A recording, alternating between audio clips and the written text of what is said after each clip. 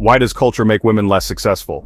Adult preconceptions and childhood expectations are only two examples of how the barriers are quietly woven into our culture. But is it really deliberate? Or did we inherit a system that isn't working for us anymore? Let's reveal how society's unseen factors influence and occasionally undermine women's career prospects. In this video, we explore some of the reasons why society, even the typical man, prefers women to be failures. Stay with us through to the end.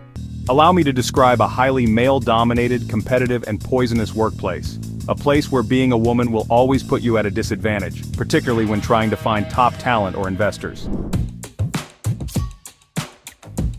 This is the harsh reality of being a woman launching your own business in Silicon Valley's tech industry. Women only made up around 20% of business founders in 2019. In the last 10 years, that already incredibly low figure has doubled, which is an amazing accomplishment in and of itself. According to data, barely 40% of Silicon Valley startups have female executives on their boards. The financing and investments made in female-led businesses likewise exhibit this stark gender disparity. With this, where am I headed? Despite the stark gender disparity in the startup industry, I have seen a trend in last year's reading and podcast study. The same is true for a bright, frequently well-educated woman. She relentlessly pursues a goal that she believes will transform the world. The glass ceilings and other obstacles that prevent most women from reaching that degree of authority are broken by this startup visionary. Everything is going smoothly, yet it appears to be based on dishonesty. The destiny was the same for companies like One Life, One Taste, and Theranos. Put another way, they were incredibly successful female-led businesses that saw a sharp decline as a result of actions supported by higher-ups.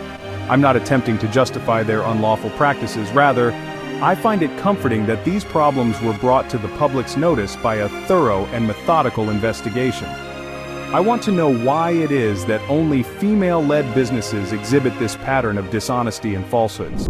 And why is the failure of these female-driven businesses, which are less prevalent than those run by men, given special attention? Elizabeth Holmes was a gifted student at Stanford who was bound for greatness. She was dubbed America's youngest and richest self-made female billionaire by Forbes in 2015. A drop of blood drawn from your fingertip will be enough to provide reliable blood testing, according to her business, Theranos. Unfortunately, her machines were, at best, flawed prototypes. Ruja Ignatova is another example. She had a good chance of becoming the founder of OneCoin, the most popular cryptocurrency after Bitcoin. She could persuade audiences to invest in her coin because she was a captivating public speaker. Ultimately, OneCoin seems to have been nothing more than a Ponzi scheme, the foundation of a money laundering operation devoid of any true cryptocurrency characteristics. Last but not least is One Taste, a wellness business founded by Nicole Daedone. Her orgasmic meditation-based wellness techniques were groundbreaking. Her business, however, was more of an abusive cult than a health center, according to the continuing FBI inquiry. To extract money from its members, it used mental abuse and other cult-like practices. Due to their organization's dishonest business tactics, all three of these ladies ended up with damaged public reputation. However, what motivated these women to carry out these offenses? They might have felt compelled to do whatever it took to keep their positions of authority. However, it is still unclear if Nicole Daedone, Dr. Ruja Ignatova, or Elizabeth Holmes truly thought that by taking such drastic measures, they would eventually fulfill their pledges. Did Elizabeth Holmes really think her broken blood test apparatus would ever function? Or was she just stating that they would, even though she was fully aware that her technology would never accomplish its claims? Likewise, how dishonest was their deception in my other two examples? I think that Silicon Valley's success-oriented culture encourages women to go above and beyond to keep their positions of authority. These drastic measures may be explained by their urge to validate their leadership and vision despite their gender. We cannot deny that they are under tremendous pressure to uphold their merited position in this setting. However, why are these failures given so much more attention than their male-run equivalents? And why do we only observe such patterns of dishonesty in businesses controlled by women? I might easily contend that they acted with malice, knowing they were going to cause harm to others. In any case, I think the reality most likely lies somewhere in the middle. However, embracing one justification does not preclude the other. Maybe we like to draw attention to how women fail in such male-dominated settings. Stories of women overcoming all obstacles to ultimately bring themselves to their own demise have a sad, Shakespearean quality. It is morbidly fascinating to watch someone rise to such great heights of fame and power just to collapse and descend into darkness. Some of us, whether intentionally or unintentionally, find it difficult to acknowledge that these women were in similar positions of authority to men, and we covertly take pleasure in analyzing their spectacular failure. I present this theory because I find it difficult to believe that startups led by men engage in fraudulent activity much less frequently than those led by women. Even though the vast majority of startups are led by men, there appears to be a special emphasis on the failure of female businesses.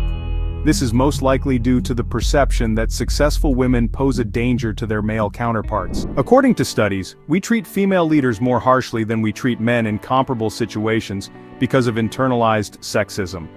Our seeming fascination with the drama of female deaths in male-dominated environments illustrates the kind of double standard that exists in the workplace and in the technology sector, both of which require correction.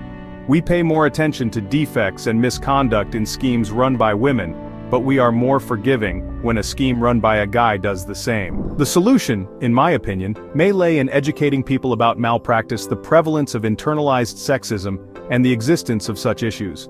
We could begin by listening to podcasts, watching movies, or reading articles that detail the extensive research on the flawed or dishonest practices of the many and frequently more significant startups that are managed by males. From ancient times, women have long wondered why they must always be dependent on the men in their lives. They have inquired as to why they are called the weaker ship. Women have long demanded the freedom to express who they are as human beings without being constrained by their traditions and culture.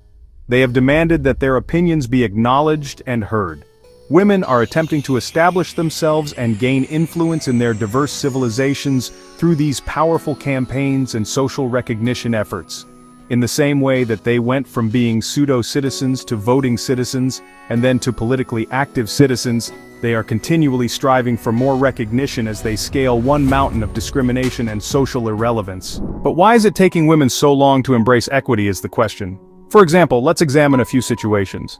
The election in the United States has significantly exposed the hypocrisy of the majority of women. Hillary Clinton was the first female president of the United States, an inconsiderable accomplishment that American women had the chance to assist. With their catchphrase, "Human rights are woman rights and woman rights are human rights," they have no justification for not supporting their gender mate, especially one who has dedicated her life to advancing the rights of women and children. Had all the women backed Hillary, she would have been successful in her quest to become the first female president. Additionally, the person they like is not just accused of undermining and demeaning women, but also guilty of doing so. Females face challenges such as a split herd, intergender competition, jealousy, and other issues that have led to their downfall. Most women don't mind those who aren't as attractive as they are. They typically view their other women as their competitors rather than men. Women's competition is simply too unhealthy. It has been found that women are more likely to treat their female subordinates severely than they are to treat their male counterparts. In actuality, the majority of women would rather work for male bosses than female ones. When it comes to a man, female friends are more likely to betray themselves. It should be mentioned that most of the time, women are the ones that harm other women, rather than her father-in-law. Widows and women in general are dehumanized by customs that are enforced by women. They are in charge of circumcising females in their society, despite being aware of the harmful effects of this brutal practice. They may insist on its execution because they have personally suffered this demeaning ritual and want other women to feel the same suffering. Since women are mostly the ones who carry out the custom's dictates, they have always established the precedent for the traditions to victimize their kind, and have allowed the custom to continue to hold on to its principles against them. Have you ever wondered why the majority of women would rather have a boy than a girl? Although we may wish to attribute their desire to have male children to their husband's urging, the majority of women still pray for male children even in the absence of their husband's demands. Furthermore, there are reports of women mistreating their female housekeepers. Men are less likely to treat women in this way. It is enough to know that most male-perpetrated violence against women is not influenced by them to a significant degree. It hasn't helped at all that the majority of women identify as feminists. This social solidarity position has only served to incite animosity between women, their society, and men. Fundamentally, feminists should not declare war on society. Rather, they should advocate for all women and provide them with a voice and a platform to express themselves. Feminist is a label that hasn't altered people's attitudes. Rather, it has made the majority of its adherents more hypocritical. We must all realize the importance of humanism and look beyond feminism.